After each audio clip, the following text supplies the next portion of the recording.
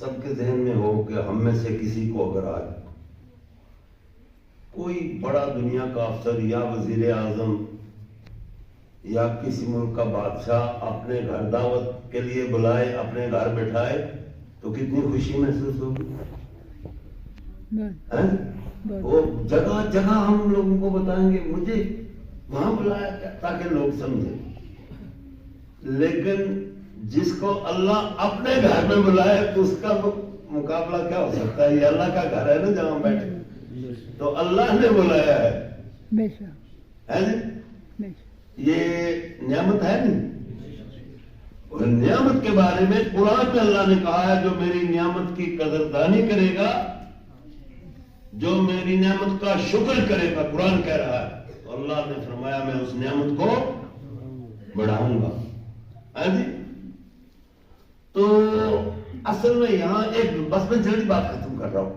ایک دھوکہ ہمیں زبردست لگ جاتا ہے.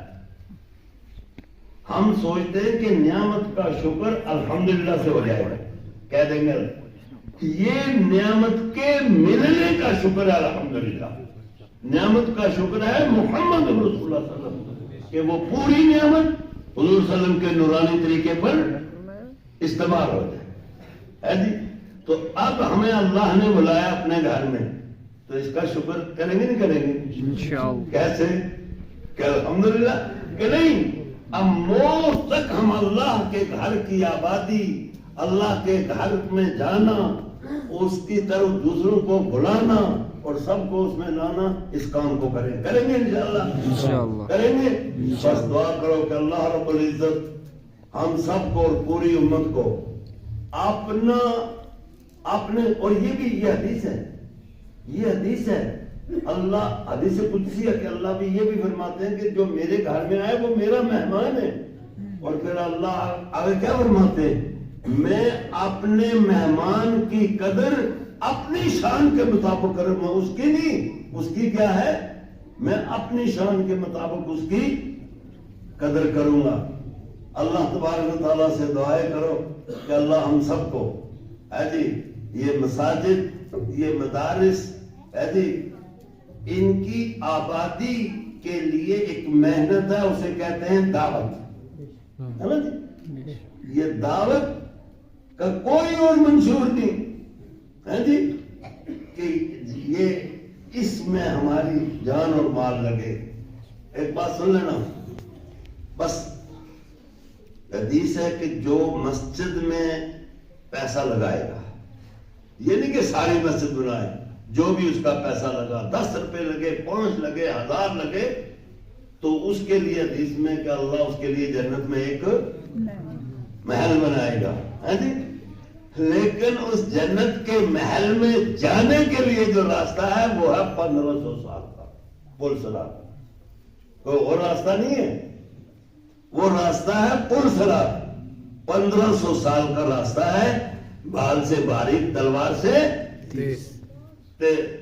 لیکن آپ کو بس یہ آخری بات، وہاں جانے کے لیے ایک ایسا راستہ ہے جو پل صراط کو دیکھے گا نہیں اور پار ہو جائے گا، اور وہ ہے مسجدوں کی آبادی. وہ کیا ہے؟ جو مسجدوں کو آباد کرے گا. حدیث میں یہ مسجدیں من و ان اسی طرح، اور زمینیں ختم، یہ نہیں ختم، یہ اسی طرح جائے گی جنت میں، اسی طرح. لیکن خود نہیں جائے گی. جس مسجد میں 100 آدمی نماز پڑھتے ہیں نا اور قیامت تک پڑھیں گے تو وہ لاکھوں کروڑوں بن جائیں گے. وہ سب ایک اسی مسجد میں محشر میں بیٹھ جائیں گے. اللہ بٹھا دے گا، یہ بلائیں گے ان کو ادھر آؤ، ہمارے اندر آؤ. وہ سب قیامت تک جو آباد کریں گے وہ اسی مضبوط مسجد اپنے اندر بٹھائے گی اور ایک ایسے سے بھی جلدی پل صراط سے پار کر دے. اور یہ سب سے آسان راستہ ہے. ورنہ یہ قربانی کے جانور ان پر بیٹھ کر جائے گا. اور لیکن جتنے راستے جانے کے ہیں وہ پل صراط کو دیکھیں گے. اور پل صراط کا دیکھنا بھی کوئی بہت پل صراط کا دیکھنا ہے جی. اگر ابھی ہمارے سامنے 100 میٹر کا سانپ موٹا آ جائے تو ہوش رہے گا. اور پل صراط کا دیکھنا بھی. لیکن ایسی بھی ایک جماعت ہے جو پل صراط کو دیکھے گی نہیں. اور وہ مسجد آبادی، اور بس ہمارے کام یہ ہے، اور مسجد کی آبادی میں کام علماء اکرام آئیں گے، وہی تو بتا رہے ہیں مسجد کی قیمت، وہی تو کام آئیں گے، ہیں جی، وہی تو ساتھ لے کر جائیں گے۔ یہ کہا تھا ایک بہت بڑے بزرگ نے، اور حقیقت تھی، اس نے کہا تھا 100 سالہ بے ریا عبادت جو خالص اللہ کے لیے، 100 سالہ بے ریا عبادت کے مقابلے میں عالم کا 1 منٹ کا، کیوں کہ وہ 100 سالہ عبادت اس کے اپنے کام آئے گی، اور عالم کا 1 منٹ پورے عالم کے کام آئے گی۔ آپ سمجھو؟ اس لیے ساتھیوں، مسجدوں کی آبادی، مدرسوں کی آبادی، اپنے بچوں کو قرآن پڑھا، اپنے بچوں کو، ہاں جی، یہ میں آپ کو نہیں کہہ رہا ہوں، یہ ہم سب کا مسئلہ ہے۔ جتنے بچے ہمارے اکیڈمی میں جاتے ہیں، میں نہیں روک رہا، جائیں، ان کو ہر دن ماں باپ 20-50 روپیہ دیتے ہیں ہر دن، لیکن مدرسے والا سال کے بعد آیا تو ماں 100 روپیہ دے کے چل بیٹھ، چل جا، ہاں جی، نہیں سمجھے آپ؟ اکیڈمی والوں کو مولوی صاحب، مفتی صاحب بھی روزانہ پیسے دیتے ہیں، ہاں جی، روزانہ، اور مدرسے والا روزانہ آئے گا، جب آتا ہے تو کیسے جاتا ہے واپس؟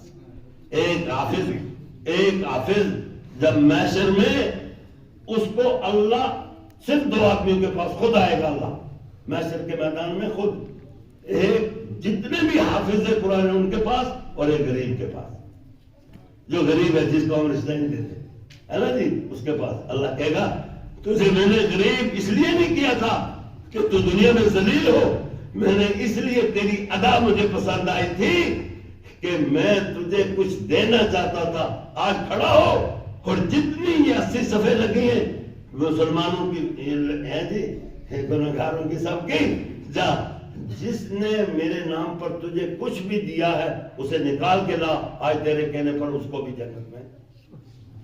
اور حافظ کو ایک ہی بات بیان کرتے ہیں لوگ، صرف 10 آدمی اللہ کہے گا برادری کے، وہ لا جن پر جہنم واجب ہے، مشرک نہ ہوں، جہنم واجب ہے، لا، وہ 10 کا مسئلہ نہیں ہے، یہاں مسئلہ اور ہے۔ جب وہ 10 کو ڈھونڈنے جائے گا نا، اللہ فرمائیں گے کہ 10 اپنی برادری کے وہ نکال کے لا کہ جن پر جہنم واجب ہو گئی ہے، یعنی طے ہو گئی ہے، لیکن مشرک نہیں۔ تو آج وہ 10 کو ڈھونڈنے جائے گا تو ہزاروں کے دل میں اللہ ڈالے گا، یہ کون آ رہا ہے؟ یہ وہ ہے جو قرآن حفظ کر رہا تھا اور تو نے غلہ بھیجا تھا، اس نے بھی کچھ کھایا، تو بھی توڑ کے پکڑ، کیسا ہے پھر توڑ کے۔ آپ کو یاد ہے جب آپ حفظ کر رہے تھے، میں نے غلہ کہاں سے بھیجا؟ یوپی سے، اور کھایا کہاں؟ پونچھ میں، لیکن وہاں سامنے ہوگا، تو وہ کہے گا تو بھی آ جی۔